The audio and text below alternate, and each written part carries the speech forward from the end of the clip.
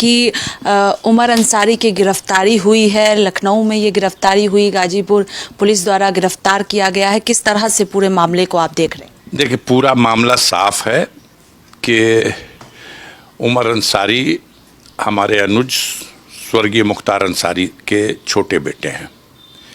बड़े बेटे अब्बास अंसारी पर उल्टी सीधी धाराओं में कई मुकदमे कायम करके और उनको लगभग 28 महीने तक जेल में बंद रखा गया।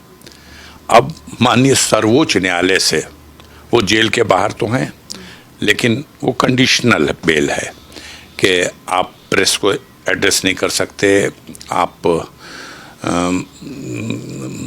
लखनऊ में ही बेस करेंगे, कहीं जाएंगे तो सूचित करेंगे, दुनिया भर की है।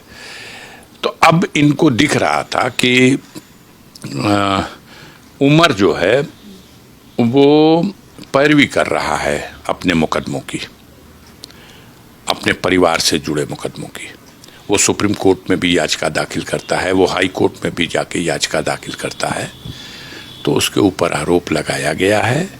आरोप भी किसी तरह की मार काट का नहीं है। आरोप ये है कि उसके माँ की तरफ से जो वकालतनामा दाखिल हुआ है उस पर अंदेशा है, आशंका है उनको कि ये हस्ताक्षर उनकी माँ के ना हो करके ये उमर अंसारी ने कर दिए हैं।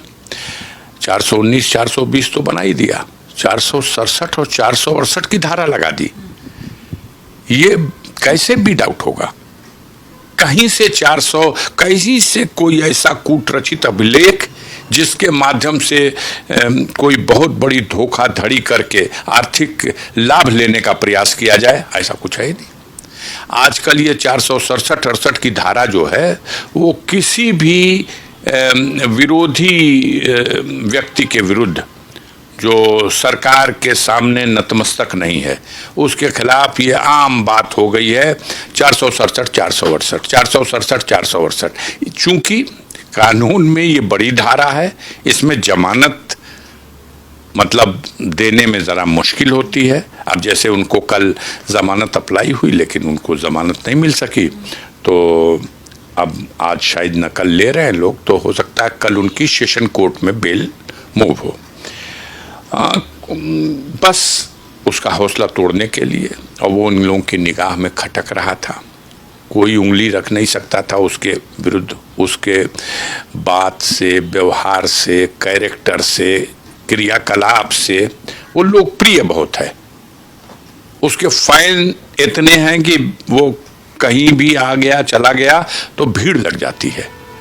लोगों की जो सहानुभूति मुख्तार अंसारी के लिए है और जिस तरह से उनको इस सरकार ने षड्यंत्र रच के रास्ते से हटाया है, तो अब मुख्तार का चेहरा उसी उमर अंसारी के लोग चेहरे में देख लेते हैं। बहुत से लोग हैं जो मुख्तार अंसारी को प्यार करने वाले हैं, तो वो उमर अंसारी के चेहरे में ही मुख्तार का चेहरा देख लेते हैं। वो लोकप्रिय होता जा रहा बड़ी तेजी से, और इन लोगों के लंबे षड्यंत्र हैं। एक षड्यंत्र के तहत बड़े भाई अब्बास अंसारी की जो उनको झूठे मुकदमे में फंसा करके सजा हुई है, सदस्यता समाप्त हुई है। आपको पता है कि इतवार के दिन सचिवालय खोल करके अधिसूचना जारी की गई, लेकिन अभी कुछ नहीं बोलेंगे इसलिए कि ये मामला सब जुडिश है। हाई कोर्ट में इसमें बहस हो चुकी है, जजमेंट रिजर्व है। हमें न्याय की उम्मीद है। इस देश में हर सभ्य नागरिक को एक अंतिम वही दीप बचा है जिससे ये उम्मीद जगी रहती है कि अभी देश में लोकतंत्र बच जाएगा। इसकी रक्षा करने के लिए हमारी स्वतंत्र न्यायपालिकाएं हैं। हालांकि प्रयास होता है सरकार की तरफ से उनका गला घोटने के लिए, लेकिन आज भी हमारी न्यायपालिका और हमारी सेना, ये दो अभी भी अपना अस्तित्व बचाने में सफल हैं और देश की जनता का भरोसा इन पर बरकरार है। आखिरी सवाल है सर कि आपको लगता है कि उमर अंसारी को पूरी साजिश के तहत, पूरी प्लानिंग के तहत फंसाया गया है, गिरफ्तार किया गया? 100% सब कुछ प्लानिंग से हुआ। भाई कौन सा डकैत का मुलजिम था? 5:33 पे FIR लिखी गई है और 10:30 बजे अरेस्ट कर लिया। टीम पहले भेज दी गई है लखनऊ अरेस्ट करने के लिए, वो कोई फरार तो था नहीं, वो टीम पहले भेज दी गई है, लिखा पढ़ी बाद में हुई है। ये डर था कि अगर पहले भनक लग जाएगी कि हमारे खिलाफ कोई मुकदमा लिखा गया तो ये हाई कोर्ट भाग जाएगा और हो सकता है अरेस्ट स्टे मिल जाए उसको, क्योंकि आधार तो कुछ है नहीं, आशंका पर आधारित है। आशंका के आधार पर ऐसी त्वरित कार्रवाई हुई है। आप सोचिए कि अंतिम सोमवार था, एक दिन पहले से पूरे जिले में कांवड़ यात्राओं के लिए, भोले बाबा के भक्तों के लिए सारी व्यवस्था का इंतजाम सरकार कर रही थी और हमारे गाजीपुर की सारा प्रशासन बस एक इंतजाम में लगा हुआ था। भयभीत हैं लोग, घबराए हुए हैं लोग, डरते हैं लोग। और कुछ मीडिया के भाई हैं, चैनल हैं, बड़े खुश हैं कि अब मुख्तार साहब दुनिया में रहे नहीं और उनकी पत्नी पे कई मुकदमे लिख दिए गए, वो फरार हैं, अब बेटा भी जेल चला गया और अब मऊ में चुनाव होगा तो अब जोगी बाबा की जय हो जाएगी। जय जनता की अदालत में सारे षड्यंत्र के बाद भी कभी इन्हें सफलता नहीं मिलेगी। पूर्वांचल में सफाया होने जा रहा है। जोगी बाबा का जहां तक सवाल है, हम तो कहेंगे हे प्रभु ये सत्ता में बने रहे। 2027 के चुनाव में 100 सीट से भी कम हो जाएगी भारतीय जनता पार्टी।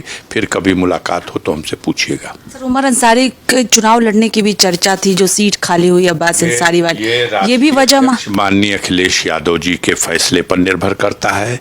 ये माननीय उच्च न्यायालय इलाहाबाद के निर्णय पर निर्भर करता है। आप बताओ, अभी चुनाव डिक्लेयर तो है नहीं, चुनाव आयोग ने कोई अधिसूचना नहीं जारी की, न्यायालय ने उसको अभी ठुकराया नहीं, आधार पर्याप्त है। अब्बास अंसारी की स्पीच उठा के देख लो, उस स्पीच में कौन सी ऐसी बात है जिससे किसी संप्रदाय या जाति को कोई ठेस पहुंची हो। यहाँ के अधिकारी जो लूट कर रहे हैं, बेईमानी कर रहे हैं, इनका हिसाब किताब किया जाएगा, तो लूट और बेईमानी का हिसाब किताब नहीं होगा। इसको मुद्दा बना करके मुकदमा कायम करके बहरहाल चलिए सजा हो गई, तो जो कानून का रास्ता है उसी रास्ते से न्याय प्राप्त करने के लिए हम लोग प्रयासरत हैं। हम लोग संविधान को मानते हैं, कानून और न्यायपालिका का सम्मान करते हैं और लोकतंत्र में आस्था रखते हैं। तो इस तरह के हर प्रयास को जनता के सहयोग से, गरीबों के आशीर्वाद से उसका हम मुकाबला करते रहे हैं। हमारा हौसला ये कल भी न तोड़ सके और इस घटना के बाद भी नहीं तोड़ पाएंगे। वो मासूम बच्चा, पहली बार उसको जेल के सलाखों में ठूंस करके बहुत से लोगों को दिली सुकून मिला होगा, लेकिन आम जनता रो रही है, दुखी है और उसकी सहानुभूति उसके साथ है। सबको पता है ये बेकसूर होकर के भी जेल में क्यों डाला गया है। तो ये जो अन्यायपूर्ण कार्रवाई है, जनता इसका जवाब देगी, समय पे जवाब देगी। बहुत शुक्रिया बातचीत के लिए। कैमरा पर्सन देवेंद्र के साथ स्वाति पाठक, भारत समाचार, दिल्ली।